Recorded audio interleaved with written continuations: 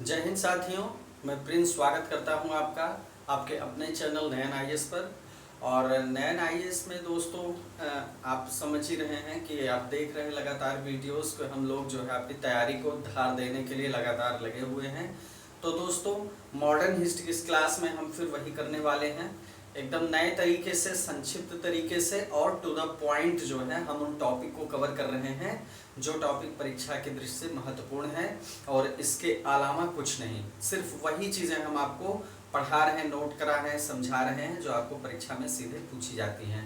तो modern history में आपको जैसा कि पता है दोस्तों, सबसे इम्पॉर्टेंट पार्ट है मॉडर्न हिस्ट्री। इतिहास से जहाँ से सबसे ज़्यादा प्रश्न पूछे जाते हैं वो है मॉडर्न हिस्ट्री। और इतना बड़ा सिलेबस है कि आपको छांटना मुश्किल हो जाता है कि कहाँ से हम जो है प्रश्नों को देखें, उनको कहाँ से तैयार करें।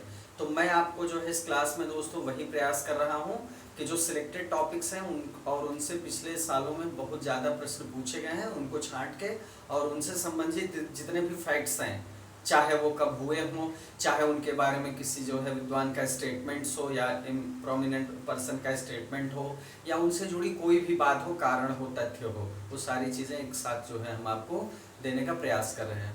तो पिछली क्लास में आपने देखा स्वदेशी आंदोलन हमने देखा, हमने बंगाल विभाजन देखा, उसका रद्द होना देखा। आज दोस्तों हम शुरू करेंगे कांग्रेस के महत्वपूर्ण अधिवेशनों के बारे में और इसके आगे की चर्चा करेंगे। तो शुरू करते हैं आज की मॉडर्न हिस्ट्री की क्लास दोस्तों। ठीक है, शुरू करते हैं कांग्रेस का अधिवेशन। ठीक है, कांग्रेस का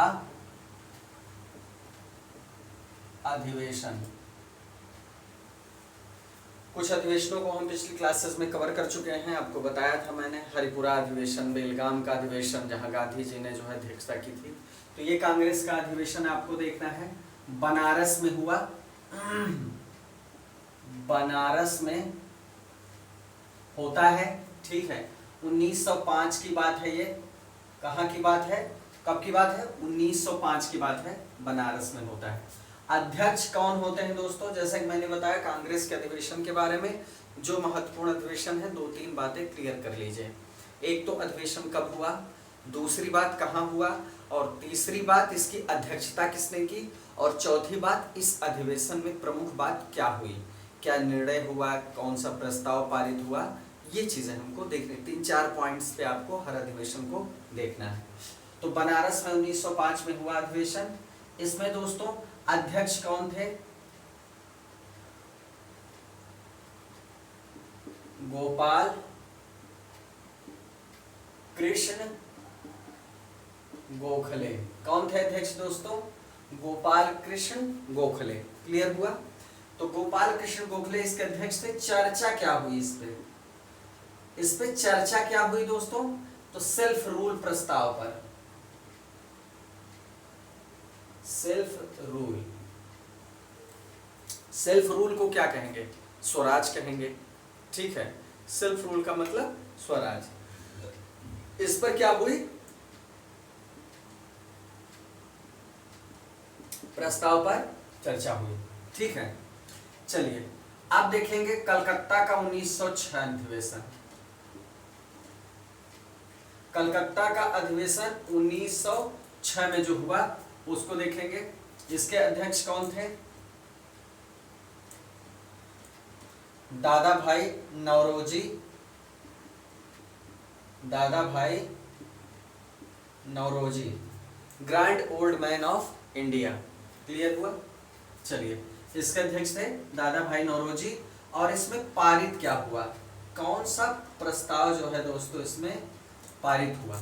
क्या पारित हुआ इसमें दोस्तों? स्वराज स्वदेशी, स्वराज स्वदेशी और स्वराज स्वदेशी बहिष्कार, बहिष्कार प्रस्ताव पारित हुआ। और इसके अलावा राष्ट्रीय शिक्षा से संबंधित, राष्ट्रीय शिक्षा से संबंधित प्रस्ताव पारित हुआ।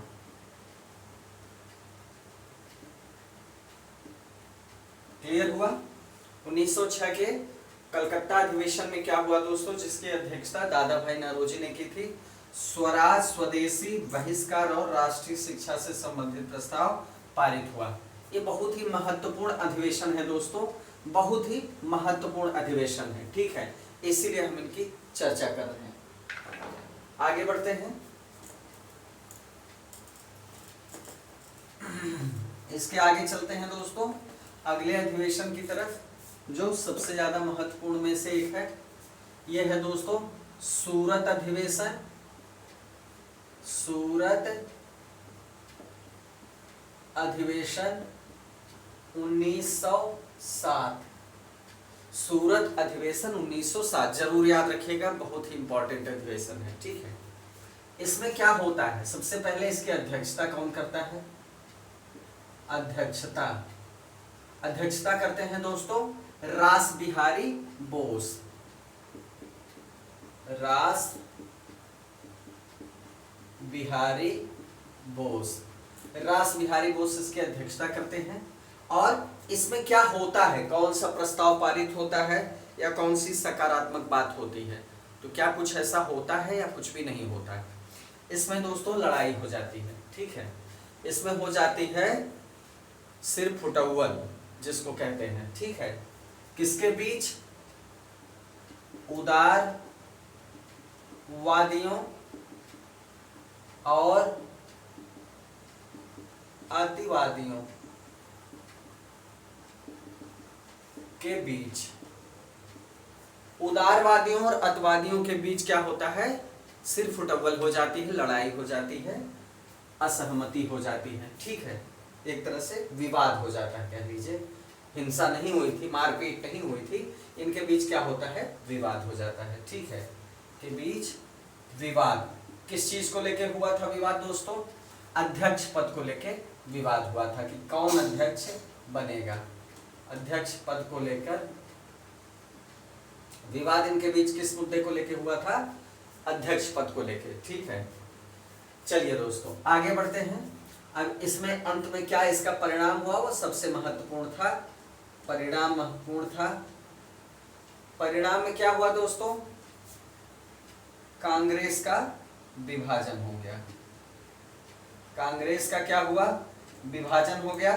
तो सूरत में 1907 में कांग्रेस का विभाजन होता है, महत्वपूर्ण है, याद रखिएगा। यह विभाजन खत्म होता है कब? मतलब एक होते हैं कब? 1916 में लखनऊ के अधिवेशन में। लखनऊ के अधिवेशन में 1916 में दोनों आपस में मिल जाते हैं। और मुस्लिम लीग का भी अधिवेशन लखनऊ में होता है और कांग्रेस और मुस्लिम लीग के बीच भी सहमति बन जाती है, ठीक है। तो चलिए यहां हमने देख लिया सूरत अधिवेशन, ठीक। सूरत अधिवेशन भी हो गया। अब जो हमको देखना है वो क्या देखना है, ठीक है। अब क्या देखना है? दादा भाई नौरोजी के बारे में हम बता ही चुके हैं, grand old man of India थे। इसके अलावा grand old man of India थे, ये बता चुके हैं। ये दोस्तों फिन्सबरी से क्या था? ब्रिटिश संसद के सदस्य चुने गए थे। ये इंग्लैंड में ही रहते थे। ब्रिटिश संसद के सदस्य या ब्रिटिश सांसद चुने गए थे। एक कौन से थे? पहले भारतीय। ये ब्रिटिश संसद के सदस्य चुने जाने वाले पहले भारतीय थे। कहां से चुने गए थे? फिन्सबरी से चुने गए थे। और किस दल की तरफ से चुने गए थे? लिबरल दल की तरफ से, उदारवादी दल की तरफ से। क्लियर हुआ? ब्रिटिश सांसद चुने जाने वाले पहले भारतीय थे। क्लियर हुआ? इन्होंने दोस्तों एक गुजराती पत्रिका शुरू की थी। गुजराती पत्रिका शुरू की थी, उसका नाम क्या था? राष्ट्र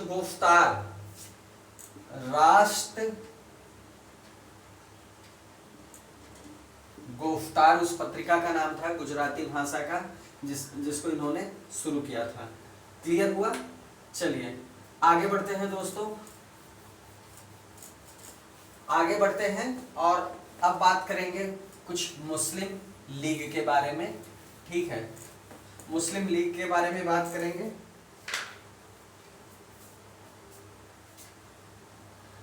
मुस्लिम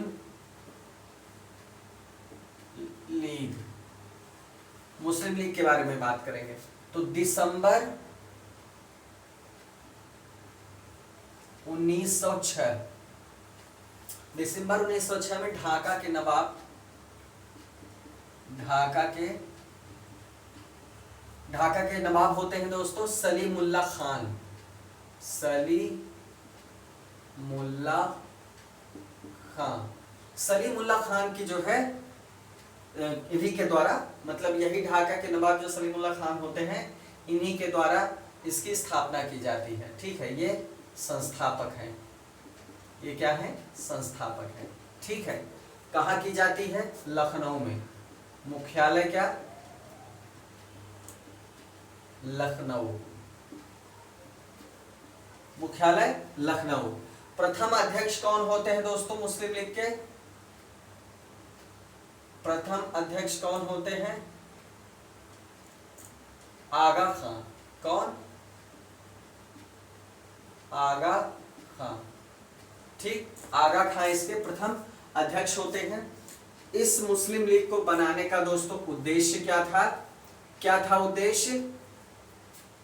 दरअसल मुसलमान ये साबित करना चाहते थे, इसके द्वारा मुस्लिम लीग बना के ये साबित करना चाहते थे कि ब्रिटिश में जो है, ब्रिटिशर्स में मुसलमानों की क्या है, निष्ठा है। ठीक है, अपनी राजभक्ति साबित करना चाहते थे।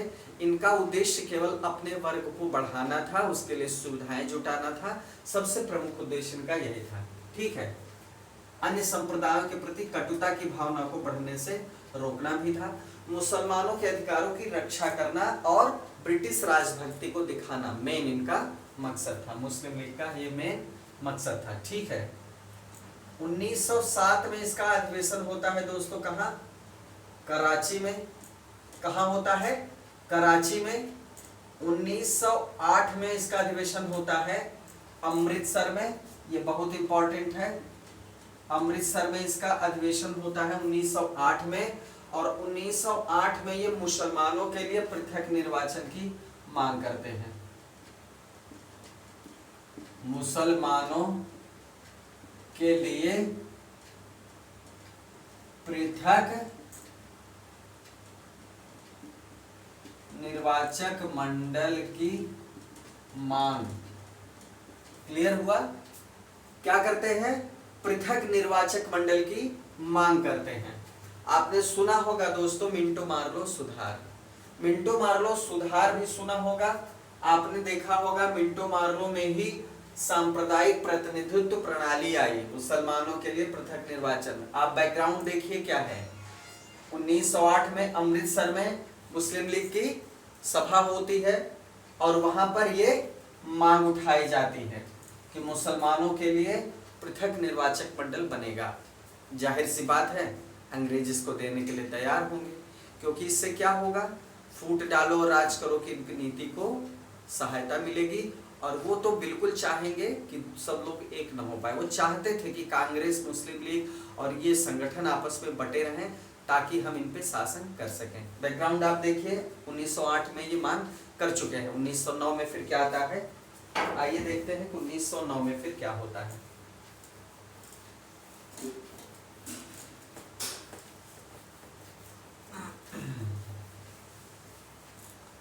उन्नीस 1909 भारत परिषद अधिनियम, भारत परिषद अधिनियम 1909। ठीक है, क्लियर हुआ? इसका दूसरा नाम क्या होता है दोस्तों, मिंटो मार्ले मिंटो सुधार, मार्ले मिंटो सुधार।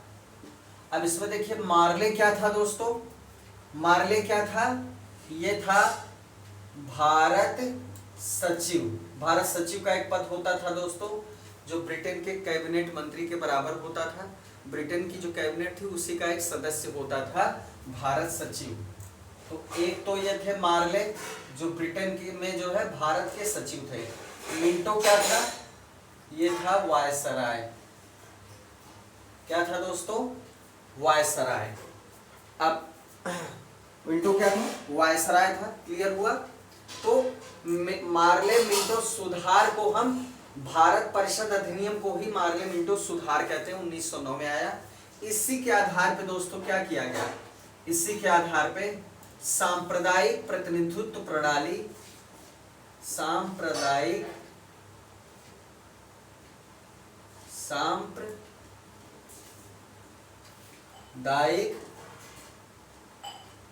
निर्वाचन प्रणाली, सांप्रदायिक निर्वाचन प्रणाली के अंतर्गत क्या किया गया? मुसलमानों के लिए पृथक निर्वाचन मंडल, मुसलमानों के लिए पृथक निर्वाचक मंडल की व्यवस्था की गई, पृथक निर्वाचन मंडल की व्यवस्था की गई, जो सबसे बड़ा दोष था। ठीक है, ऑफिशियली जो है इनके लिए एक निर्वाचक मंडल की व्यवस्था कर दी गई, जो कि बहुत बड़ा दोष था। महात्मा गांधी जी ने इसके बारे में एक स्टेटमेंट दिया था। क्या कहा था इन्होंने? कि मार्ले मिंटो सुधार ने हमारा सर्वनाश कर दिया। क्या कहा था इन्होंने इसके बारे में? मार्ले मिंटो सुधार ने हमारा सर्वनाश कर दिया। ठीक है, हमको बांट दिया, जाहिर सी बात हमारा सर्वनाश कर दिया। तो ये हो गया मार्ले मिंटो सुधार। ठीक, चलिए अब आते हैं दोस्तों हम कांग्रेस के अगले अधिवेशन की तरफ, जो क्या करता है? दोनों को जोड़ देता है, दोनों दलों को जोड़ देता है, और उनके नरम दल और गरम दल को आपस में भी जोड़ता है, और मुस्लिम लीग से भी जोड़ता है। क्रम से हम आगे चल रहे हैं, आप देख रहे हैं 1905, 1906, 1907, ठीक है, 1908 जिसमें अमृतसर में मुस्लिम लीग मांग करती है पृथक निर्वाचन मंडल की, फिर 1909 मार्ले मिंटो सुधार, फिर आते हैं 1916। 1916 का क्या घटनाक्रम है? कांग्रेस का लखनऊ अधिवेशन होता है दोस्तों, कांग्रेस का लखनऊ अधिवेशन होता है, और लखनऊ अधिवेशन की अध्यक्षता कौन करते हैं? इसकी अध्यक्षता कौन करते हैं? अंबिका चरण मजूमदार, अंबिका चरण मजूमदार। क्लियर हुआ? अंबिका चरण मजूमदार इसकी अध्यक्षता करते हैं। इसके बाद क्या होता है? यहां पर सबसे महत्वपूर्ण बात क्या होती है दोस्तों? उग्रवादियों का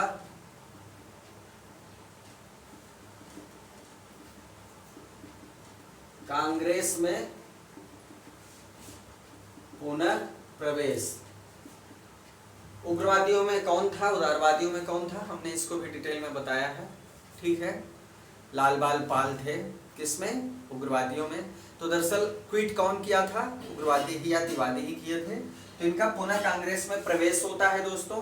ठीक है, एक काम ये होता है कि मतलब नरम दल और गरम दल में समझौता हो जाता है। जो 1907 के सूरत अधिवेशन में ये लोग अलग हुए थे, लखनऊ के कांग्रेस अधिवेशन में ये लोग क्या होते हैं? एक साथ हो जाते हैं। एक काम ये होता है। दूसरा काम क्या होता है दोस्तों? दूसरा काम क्या होता है? दूसरा काम होता है कांग्रेस और मुस्लिम लीग। ठीक है, इसी समय मुस्लिम लीग का भी यहां पर अधिवेशन चल रहा होता है।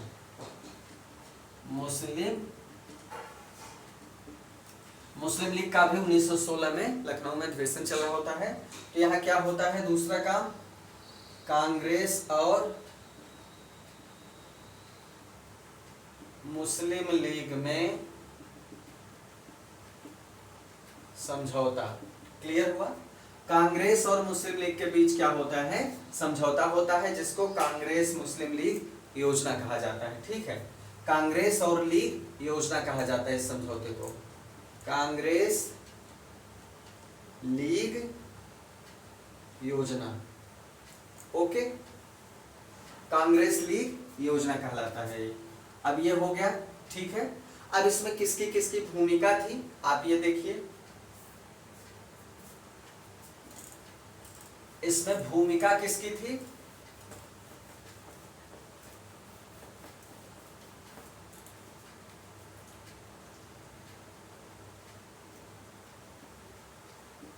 नरम दल और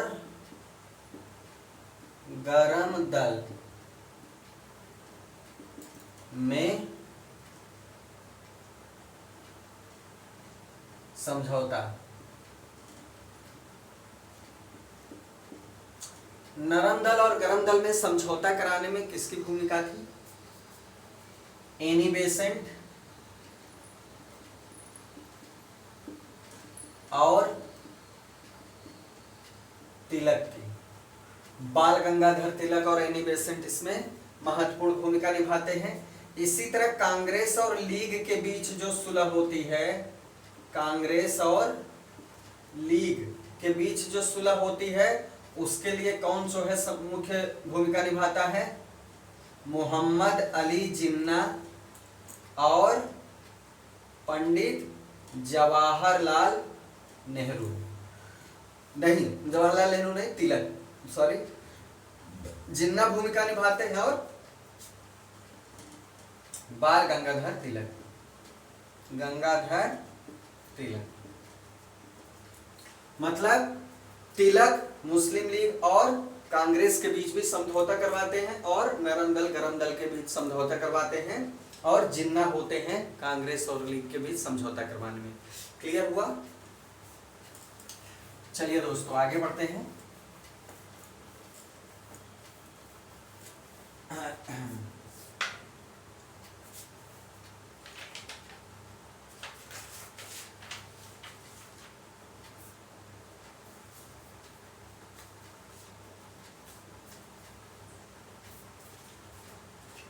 आगे बढ़ते हैं। आगे शुरू करेंगे एक नया टॉपिक, होम रूल आंदोलन। इसको शुरू करेंगे दोस्तों, होम रूल आंदोलन। इसमें दो होम रूल होते हैं दोस्तों, ध्यान से समझिएगा। एक होम रूल आंदोलन होता है तिलक का, बाल गंगाधर तिलक का, और दूसरा होम रूल आंदोलन होता है एनी बेसेंट का। तो ये है तिलक का, तिलक की होम रूल लीग, ओके, और ये होती है एनी बेसेंट की होम रूल लीग। क्लियर हुआ? आइए दोनों की होम रूल लीग के बारे में जानते हैं, क्या क्या मुख्य बातें हैं। ठीक है, इनके बारे में हम मुख्य मुख्य बातें जानते हैं। तिलक की जो होम रूल थी, अप्रैल 1916 में क्या होती है? स्थापना। अप्रैल 1916 में स्थापना होती है। इसकी स्थापना होती है सितंबर 1916। क्लियर हुआ? पहले स्थापना होती है अप्रैल 1916 में तिलक की होम रूल लीग की, फिर एनी बेसेंट की होम रूल लीग की स्थापना होती है सितंबर 1916 में। ठीक है, प्रचार का माध्यम क्या होता है? तिलक की होम रूल लीग का प्रचार का माध्यम क्या होता है? क्या होता है प्रचार का माध्यम? मराठा और केसरी। ये मराठा और केसरी क्या है? तिलक के पत्र हैं, ठीक है, जो ये निकालते थे। ठीक है, क्लियर हुआ? मराठा किस में था? मराठा इंग्लिश में था, केसरी मराठी में था। आइए बढ़ते हैं आगे। इसके प्रथम अध्यक्ष कौन थे? तिलक की जो होम रूल लीग थी दोस्तों, इसके प्रथम अध्यक्ष कौन थे? प्रथम अध्यक्ष कौन थे? Joseph Baptista. Joseph Baptista, Joseph Baptista इसके अध्यक्ष थे। ठीक, सचिव कौन थे? एलसी केलकर। सचिव एन.सी. केलकर। अध्यक्ष जरूर याद करिएगा, जोसेफ बैप्टिस्टा। सचिव भी अगर चाहे तो आप याद कर सकते हैं। इसका कार्य क्षेत्र क्या था? जो तिलक की होम रूल लीग थी इसका कार्यक्षेत्र क्या था दोस्तों? क्या था? कर्नाटक था, क्या था? महाराष्ट्र, कर्नाटक था, महाराष्ट्र था, बंबई नहीं था। ठीक है, तो बंबई को छोड़कर महाराष्ट्र, पूरा महाराष्ट्र था लेकिन बंबई को छोड़कर। कर्नाटक था, बंबई को छोड़ के पूरा महाराष्ट्र था, मध्य प्रांत था और बरार था। ये इसका कार्यक्षेत्र था। ठीक, तो महत्वपूर्ण बातें। अप्रैल 1916 में स्थापना, प्रचार का माध्यम मराठा और केसरी पत्र, प्रथम अध्यक्ष जोसेफ बैप्टिस्टा, सचिव एनसी केलकर। और ये होम रूल लीग का आंदोलन कहाँ फैला था? कर्नाटक में, बंबई को छोड़ के पूरे महाराष्ट्र में, मध्य प्रांत में और बरार में। क्लियर हुआ? सितंबर 1916 को दोस्तों स्थापना होती है एनी बेसेंट की होम रूल लीग की। ठीक है, प्रचार का माध्यम कॉमनवेल्थ और न्यू इंडिया पत्र रहता है। यह किसके द्वारा निकाला गया था? एनी बेसेंट के द्वारा, कॉमनवेल्थ और न्यू इंडिया। सचिव कौन होते हैं? George Arundale. इसके सचिव कौन होते हैं? George Arundale. जॉर्ज अरुंडेल होते हैं एनी बेसेंट के होम रूल के सचिव। ठीक है, अब इसका कार्यक्षेत्र क्या होता है? होम रूल लीग का कार्यक्षेत्र यहां आपने देखा तिलक की। ठीक है, अब जितना कार्यक्षेत्र होम रूल लीग जो तिलक वाली था इसका था, इसको छोड़ के समस्त कार्य स्थान, मतलब तिलक की होम रूल लीग को जो है जहां जहां वो कवर करती थी आंदोलन को, उसके अलावा के सारे जो है जगह पे कौन आंदोलन फैला था? एनी बेसेंट की होम रूल लीग का। क्लियर हुआ? इसका कार्यक्षेत्र इससे शेष क्षेत्रों में था। ठीक है, चलिए ये हो गई दोनों की तुलना। दोनों अलग अलग दोस्तों आप याद कर लीजिएगा, नोट्स बना लीजिएगा क्योंकि कंफ्यूजन ना हो जाए। ठीक है, दोनों की होम रूल लीग अलग अलग थी। ठीक है, स्थापना 1916 में हुई थी दोनों की। सबसे पहले हुई थी तिलक की। क्लियर हुआ? भारत में होम रूल आंदोलन को सबसे पहले किसने शुरू किया? स्थापना तो हो गई, चलिए ठीक है, लेकिन अगर सवाल पूछता है कि भारत में होम रूल लीग को वास्तव में जो आंदोलन शुरू किया वो किसने किया दोस्तों? एनी बेसेंट ने। ठीक है, home rule league, home rule आंदोलन, भारत में होम रूल आंदोलन सबसे पहले किसने शुरू किया? सर्वप्रथम, तो इसका उत्तर होगा एनी बेसेंट। एनी बेसेंट दोस्तों कांग्रेस की प्रथम महिला अध्यक्ष भी थी। अगर पूछा जाए कांग्रेस की प्रथम भारतीय महिला अध्यक्ष तो आप क्या लिखेंगे? सरोजनी नायडू। ठीक है, चलिए ये थी क्या? सर्वप्रथम इन्होंने ही होम रूल आंदोलन को शुरू किया था। ठीक है, अब अगर ये पूछा जाए कि होम रूल लीग की स्थापना किसने की, ध्यान दीजिएगा, होम रूल लीग की सर्वप्रथम स्थापना किसने की? तो आप क्या बताएंगे?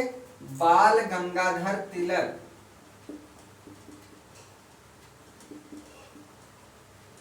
दोस्तों यहां ध्यान देने वाली बात है, बहुत बारीक बात है, समझिएगा।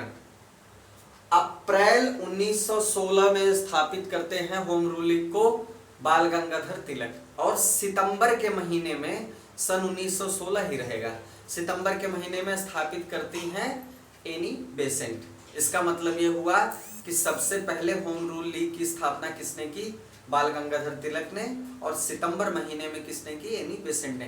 तो अगर होम रूल लीग की स्थापना सर्वप्रथम सवाल पूछेगा तो आप हमेशा जो है बाल गंगाधर तिलक लगाएंगे।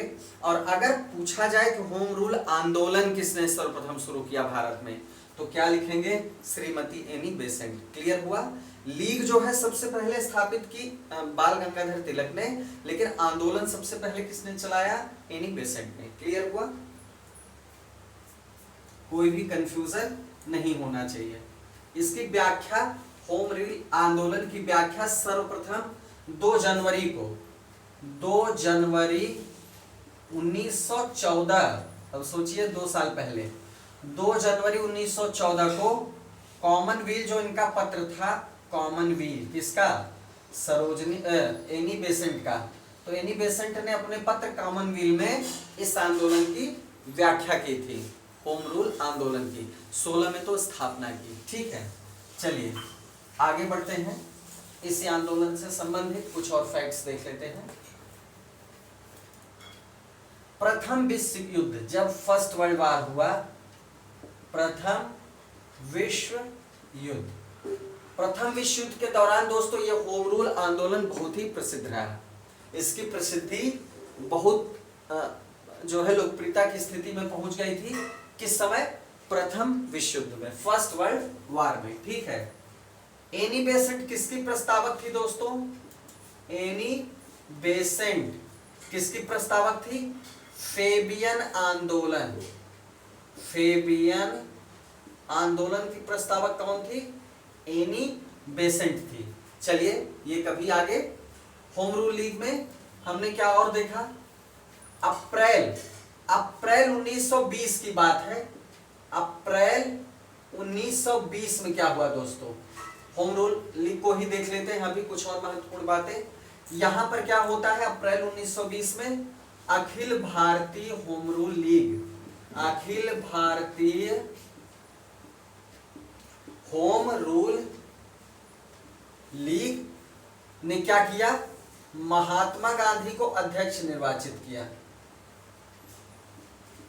महात्मा गांधी को क्या निर्वाचित किया, अध्यक्ष निर्वाचित किया, मतलब इसका अध्यक्ष बनाया। उसके बाद क्या होता है, गांधी जी ने इसका नाम ही बदल दिया, Akhil Bharatiya home rule league का नाम गांधी जी ने बदल कर क्या रख दिया, स्वराज सभा।